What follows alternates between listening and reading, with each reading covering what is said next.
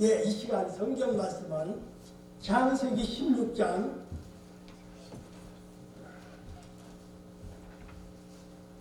16장 7절서부터 16절 끝절까지 보시도록 하시겠습니다. 제 성경 페이지로는 19페이지입니다. 창세기 16장 7절서부터 끝절까지 오는데 저와 우리 성도님들과 함께 읽어가시도록 하시겠습니다. 7절서부터 다 같이 시작. 여호와의 사자가 광야의 샘물 곁 곧 샘 곁에서 그를 만나 이르되 사레의 여종 하가라 네가 어디서 왔으며 어디로 가느냐. 그가 이르되 나는 내 여주인 사레를 피하여 도망하나이다. 여호와의 사자가 그에게 이르되 내 여주인에게로 돌아가서 그 소아에 복종하라. 여호와의 사자가 또 그에게 이르되 내가 내 씨를 크게 번성하여 그 수가 많아 셀 수 없게 하리라. 여호와의 사자가 또 그에게 이르되 내가 임신하였은즉 아들을 낳으리니 그 이름을 이스마엘이라 하라. 이는 여호와께서 내 고통을 들으셨음이니라. 그가 사람 중에 들나귀같이 되리니 그의 손이 모든 사람을 치겠고 모든 사람의 손이 그를 칠지며 그가 모든 형제와 대항에서 살리라 하니라.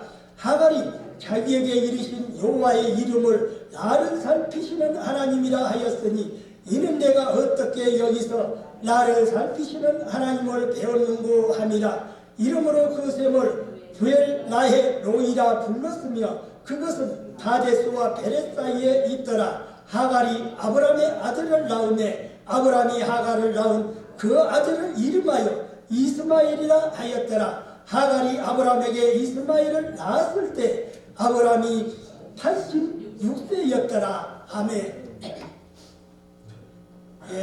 오늘 이 아침에 함께 은혜를 나누고자 하는 말씀은 사람들은 버렸으나 주님은 돌아보신다라는 말씀으로서 은혜를 나누기를 원합니다. 하나님은 약속의 자녀인 이삭에게만 복을 주신 것이 아니라 아브라함의 저자인 이스마엘에게도 약속의 자녀처럼 복을 주셨다는 것입니다.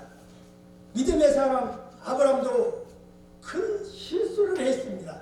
그는 하나님의 약속의 말씀대로 약속의 자녀를 기다렸지만 10년이 지나도록 임신하지 못하자 순간적으로 그가 불신앙에 빠졌습니다. 불신앙에 빠지면 약속을 신뢰하지를 못하게 되고 세상 사람들이 쓰는 인간적인 방법을 선택하게 되는 것입니다. 하갈은 이런 사례와 아브라함의 불신앙 때문에 그가 뜻하지 않게 임신을 하게 되었습니다. 그러나 자신이 임신한 이 사실을 알게 된 이 하갈은 분명히 사례의 몸종이었음에도 자기가 여주인의 자리를 넘보았던 것입니다. 이것이 바로 보통 우리 인간들의 죄된 모습이라는 것입니다. 사례는 자기가 의도하지 않았던 일을 만났고 아브라함도 전혀 상상하지 못했던 일을 경험했습니다. 사례는 아브라함의 처분대로 임신한 이 하갈을 학대를 했습니다. 하갈은 이를 견디다가 못해 그가 이제 그 집에서 도망을 갔습니다. 7절과 8절의 말씀 보시겠습니다. 여호와의 사자가 광야의 샘물 곁 곧 술김샘 곁에서 그를 만나 이르되 사레의 여종 하갈아 네가 어디서 왔으며 어디로 가느냐. 그가 이르되 나는 내 여주인 사레를 피하여 도망하나이다. 우리는 여기서 한 가지 이 놀라운 사실을 발견하게 됩니다.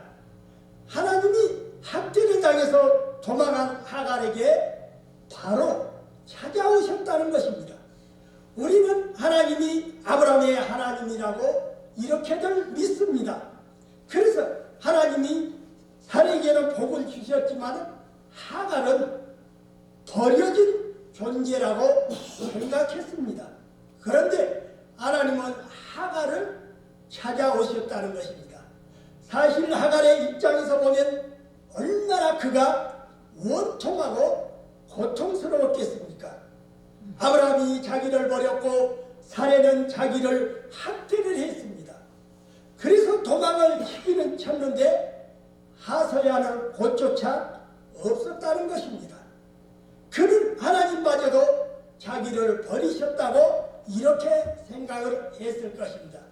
그래서 사람이 살지 않는 황량한 광야로 갔다가 한 샘물을 만나서 그 샘물 곁에 앉아서 낭만과 좌절 속에 그가 앉아 있었던 것입니다. 바로 그때 하나님의 천사가 나타나 사레의 여종 하가라 라고 불렀습니다. 이것은 하갈의 현주소를 확인하는 것이었습니다. 즉 하갈의 위치는 사레의 몸종이었다 라고 말한 것입니다. 그리고는 네가 어디서 왔으면 어디로 가느냐 라고 물었습니다. 이 질문은 오늘날 하나님을 모르는 우리 모든 인생들에게 던져지는 것입니다. 인생은 어디서 와서 무엇을 하다가 어디로 가는 것일까? 이것이 모든 철학자들이 추구했던 질문이요 모든 종교가 생겨난 이유라는 것입니다. 하나님은 없다고 생각하는 사람들은 인생이란 우연히 태어나서 생존 경쟁 속에서 살다가 어느 날 죽어서 그저 사라져버리는 존재라고들 생각합니다. 그러나 하나님을 믿는 사람들에게는 이 질문에 대한 분명한 대답이 있다는 것입니다. 우리는 인생이란 우연히 이 세상에 태어난 존재가 아니라 하나님의 계획에 의해서 하나님으로부터 왔고 하나님을 위해 열심히 우리가 이 세상을 살다가 어느 날 하나님께서 부르시면 그분께로 돌아가는 삶이라고 우리는 분명하게 이야기할 수가 있는 것입니다. 그러나 하갈은 그렇지를 못했습니다. 그의 대답은 반쪽 대답이었습니다.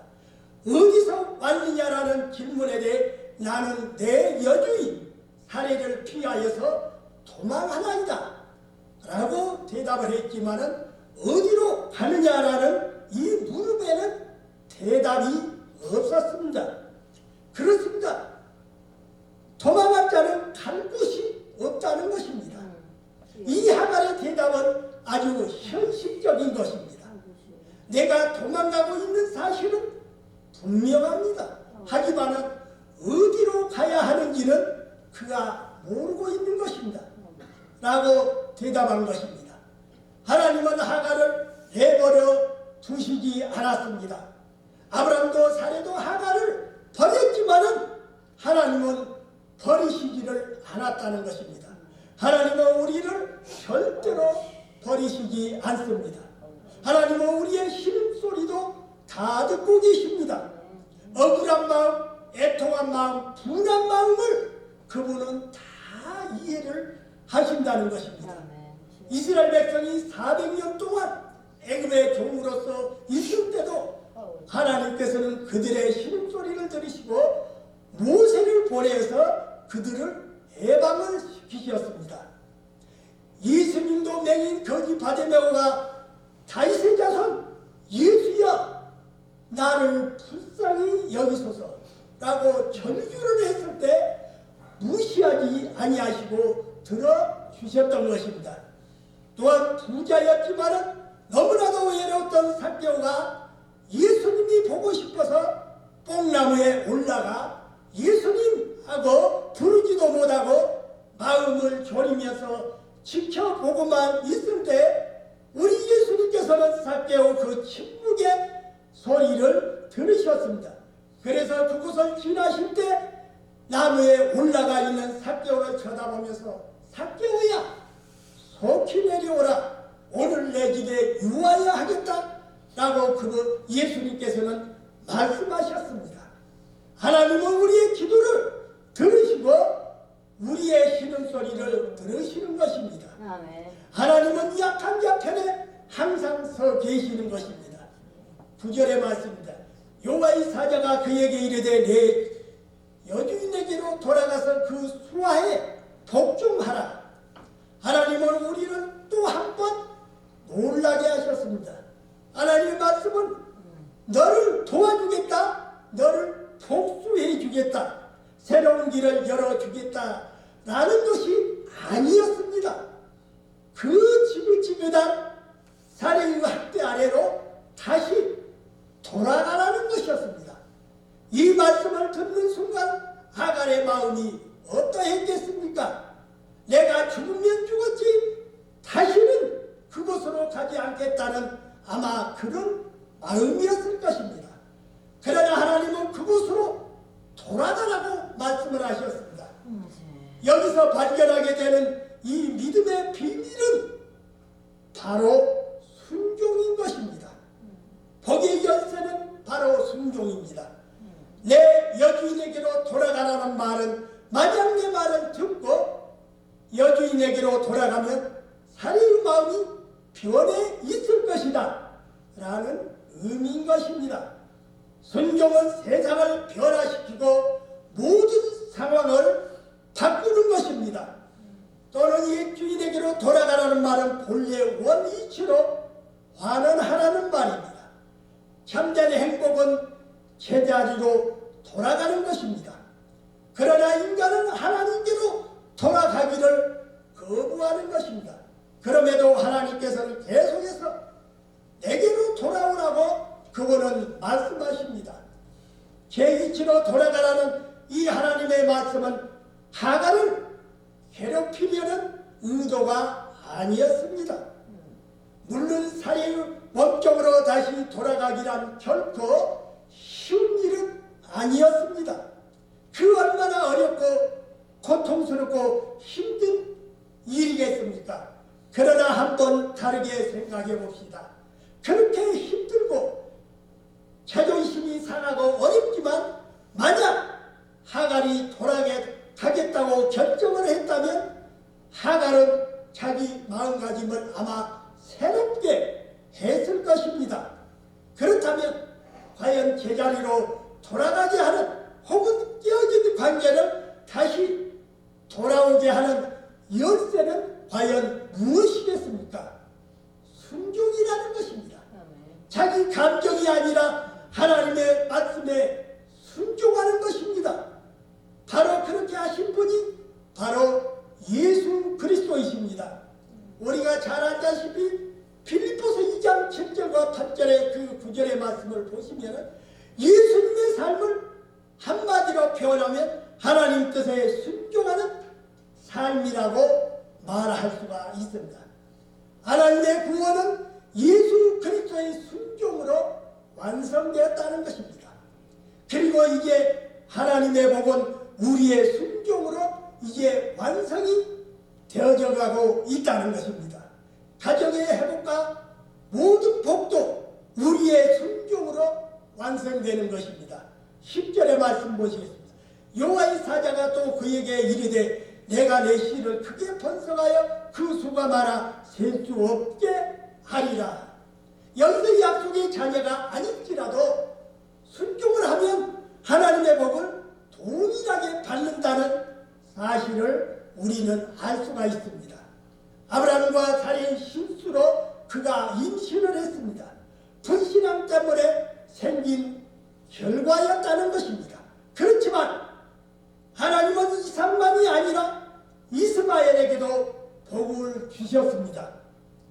약속의 자녀가 가지는 가장 큰 특권은 그 자손 가운데서 온 인류를 구원하실 메시아가 태어나신다는 것이 있습니다. 태어나신다는 것입니다. 이스라엘 백성의 실수는 하나님을 독점하는 데 있었다는 것입니다. 그들은 하나님은 이방인의 하나님이 될 수 없다고 그렇게 생각한 것입니다. 그러나 하나님은 이스라엘 백성에게서 기대하신 것은 이스라엘 자손 가운데서 메시아가 태어나는 것이었습니다. 그러나 그들은 하나님이 주신 특권을 물질적으로 세속적으로 해석을 했기 때문에 그들은 수많은 고난을 겪어야만 했던 것입니다. 하나님은 하갈에게 내가 내 말을 듣고 순종하며 내 자손으로 크게 번성하게 하여 얼마나 셀 수 없게 될 것이다라고 말씀을 하셨습니다. 이 땅에는 아직도 이스마엘 자손이 계속 번창을 하고 있는 것은 바로 이 예언의 응답인 것입니다. 11절 말씀. 여호와의 사자가 또 그에게 이르되 내가 임신하였은즉 아들을 낳으리니 이름을 이스마엘이라 하라. 이는 여호와께서 내 고통을 들으셨음이니라. 하나님은 하갈에게 아들을 낳을 것이라고 예언을 하셨습니다. 그리고 그 이름은 이스마엘이라고 그렇게 지으라고 하셨습니다. 이는 고통에서 해방이 있다는 뜻인 것입니다. 여기서 우리는 하갈의 한을 풀어주시는 하나님의 넓고도 큰 사랑을 우리가 목격할 수가 있는 것입니다. 하나님은 우리를 사랑하십니다. 뿐만 아니라 우리의 원수도 사랑하시는 것입니다. 비록 이스마엘은 실수로 태어난 자녀였지만 하나님은 아브라함의 약속의 자녀처럼 하갈의 자녀도 축복을 해 주셨습니다. 12절 말씀. 그가 사람 중에 들나귀같이 되리니 그의 손이 모든 사람을 치겠고 모든 사람의 손이 그를 지키며 그가 모든 형제와 대항에서 살리라 하니라.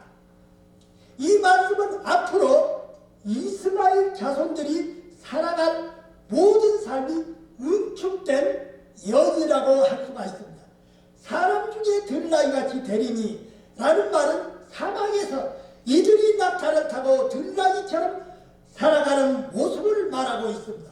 그리고 그들의 손에는 칼과 피가 있다고 했습니다. 역사적으로 많은 테러와 폭력과 납치가 이스마엘의 후예와 무관하지 않게 되어 일어나고 있는 사건이라는 것입니다. 그리고 테러를 받은 사람들은 또다시 그들에게 복수하는 모습들을 오늘날 계속 보고 있는 것입니다. 이 말씀은 그러한 내용을 이미 하나님께서 주셨다는 것입니다. 13절의 말씀. 하갈이 자기에게 이르신 여호와의 이름을 나를 살피시는 하나님이라 하였으니 이는 내가 어떻게 여기서 나를 살피시는 하나님을 배웠는고 하니라. 하갈은 이제 하나님을 만났습니다. 하갈은 평소에 하나님은 살해의 하나님이신 뿐만 아니라 나의 하나님은 아닐 것이다 라고 생각을 했습니다. 자신은 버려진 존재요 소망이 없는 존재요 아무리 노력해도 출신이 나빠서 절대로 성공할 수 없다고 이렇게 생각을 했습니다. 그러나 하나님은 살해의 하나님이실 뿐만 아니라 하갈의 하나님도 되시는 것입니다. 그리고 하나님은 우리의 하나님이십니다. 하나님은 서자의 하나님이시기도 합니다. 이와 하갈은 나를 만나주신 하나님은 목자처럼 나를 지켜주시는 분이고 나를 보호해주시고 내 기도를 들어주시는 분이라고 그는 고백을 했습니다. 이런 하나님을 만나 하갈은 얼마나 그가 감동하고 은혜가 충만했는지 모릅니다. 하갈은 그 하나님을 잊을 수가 없었습니다. 하나님을 만난 순간 살해에 대한 그 분노가 다 풀어졌고 결코 돌아갈 수 없다고 생각했던 집으로 이제는 돌아갈 용기를 갖게 되었습니다. 하나님의 말씀은 우리에게 용기를 주는 것입니다.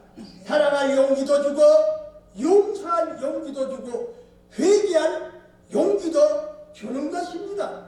하갈은 그 장소 이름을 부엘라의 로이라고 이렇게 지었습니다.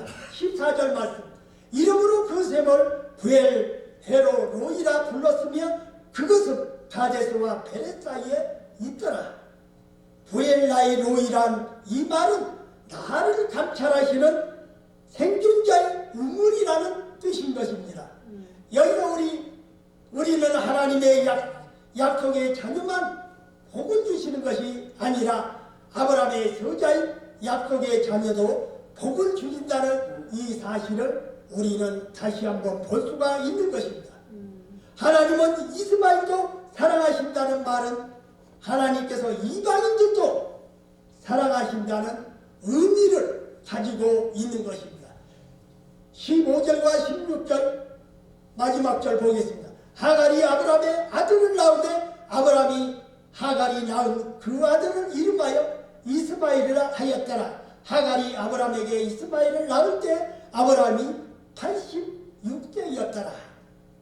하갈은 이제 집으로 돌아갔으면 아브라함은 그를 반갑게 맞아주었습니다.